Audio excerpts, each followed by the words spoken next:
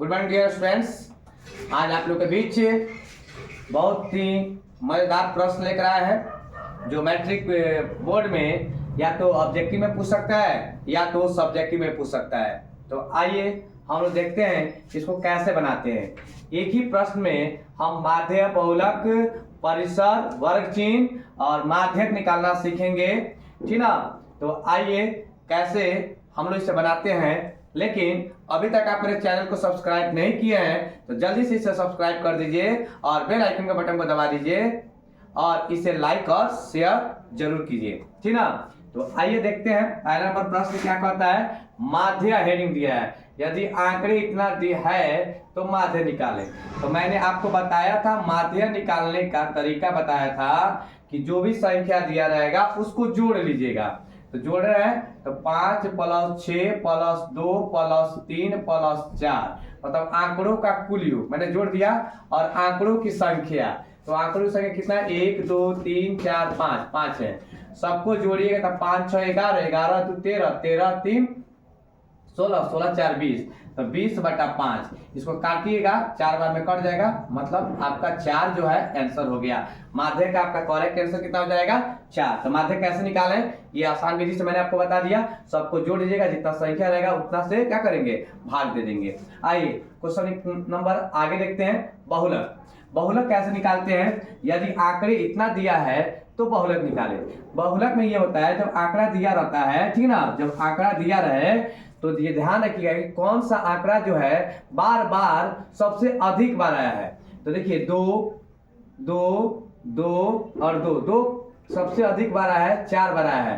तो यही जो होगा आपका करेक्ट क्या हो जाएगा आंसर हो जाएगा बहुलक निकालने में। बहुलक बहुत आसान तरीका था, आपने सीख गए होंगे बहुलक कैसे निकाला जाता है।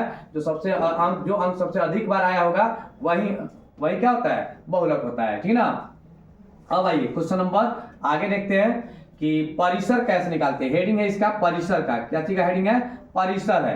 तो परिसर कैसे निकालते हैं। यदि आंकड़े इतना दिया है तो परिसर निकालें। तो परिसर का निकालने का सबसे आसान तरीका है कि देखिएगा कि जो आंकड़ा में सबसे बड़ा मान कौन सा है, सबसे बड़का मान कौन है। तो सबसे बड़का मान जो है 13 है, उच्चतम मान हो गया। और देखिएगा सबसे छोटका मान कितना है तो 1 है। तो 13 में से 1 हटा लेंगे कितना हो जाएगा 12। यही आपका क्या हो गया आंसर हो गया, ये आपका परिसर निकल गया, ठीक ना। अब आता है वर्ग चिन्ह। अगला क्वेश्चन है वर्ग चिन्ह कैसे निकालते हैं। 10 से 20 का वर्ग चिन्ह कैसे निकालते हैं। तो सिंपल तरीका है वर्ग चिन्ह निकालने का। वर्ग चिन्ह कैसे निकालते हैं मैं आपको बताता हूं। दोनों को जोड़ लीजिएगा 10 + 20 और 2 से क्या कीजिएगा भाग कर दीजिएगा। तो 10 और 20 कितना होता है 30 होता है। 30 में 2 से भाग कर लीजिएगा तो 15 हो जाएगा, ठीक है ना। अगर आपको ये वीडियो पसंद आ रहा है तो इसे लाइक और शेयर करते रहिए। आइए आगे क्वेश्चन हम लोग देखते हैं माध्यक कैसे निकालते हैं, ठीक ना। यदि आंकड़े इतना हो तो माध्यक निकालें। यदि आंकड़े इतना हो तो माध्यक निकालें। तो सबसे पहले इस क्वेश्चन में जो भी आंकड़ा दिया रहेगा इसको आरोही क्रम में सजा दीजिएगा। मन करे तो अवरोही क्रम में भी आप सजा सकते हैं, कोनो प्रकार का दिक्कत नहीं है।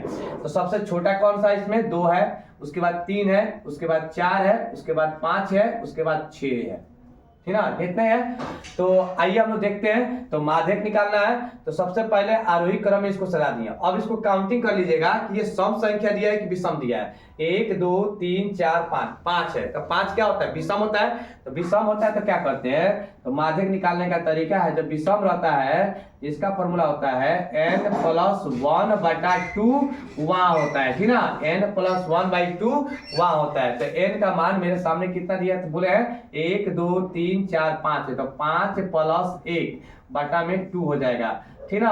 अब 5 है कितना होता है 6/2। अब क्या लिख देंगे वहां लिख देंगे 2 1 2 2 3 6 मतलब कर रहा है तीनवा नंबर बोला है। मतलब आपका तीनवा नंबर कौन सा है तो देखिए 1 2 3 तीनवा नंबर यही 4 है ना। तो तीनवा नंबर पे आपका 4 जो है आंसर हो जाएगा, ठीक ना। और शॉर्ट फॉर्म में जानिएगा सेकेंडों में तो 2 को इधर कर दीजिए 2 को इधर कर दीजिए, बीच वाला जो बचेगा वही आपका क्या हो जाएगा आंसर हो जाएगा। माध्यक का जब कब ये विषम रहेगा तब, मतलब या तो 3 बार है, ना तो 5 बार है, ना 7 बार है, ना तो 9 बार है, ना तो 11 बार है, ना तो 13 बार।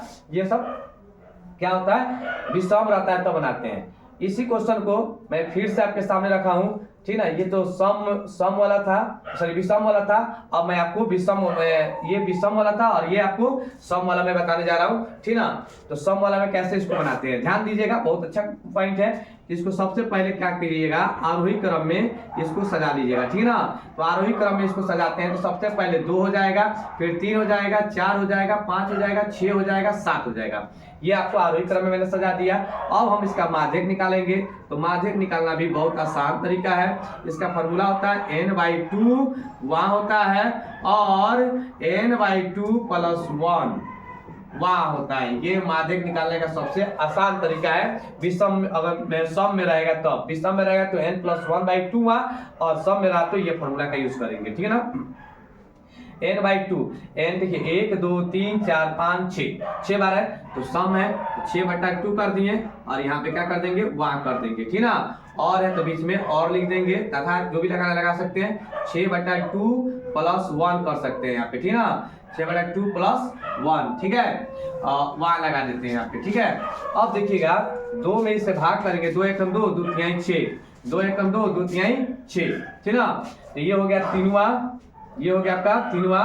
फिर उसके बाद आपके सामने हुआ और ये हुआ 3 1 4, 4वां, 3वां और 4वां। तो 3वां और 4वां निकालने का सब क्या कीजिएगा, 3वां और 4वां कैसे निकालिएगा, तो 3वां नंबर और 4वां नंबर खोजेंगे।